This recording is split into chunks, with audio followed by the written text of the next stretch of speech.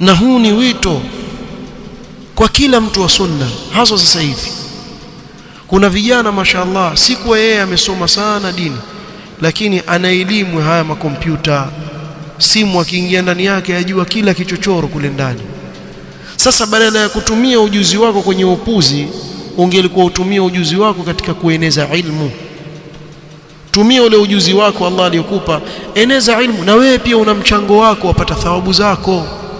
Mimi naweza kuupload kwa mfano darasa kwenye YouTube, tachukua zile durus, nifungue channel yangu, nianze kuweka zile durus, watu wakisikiliza nitapata thawabu, zile darasa zasikilizwa kule.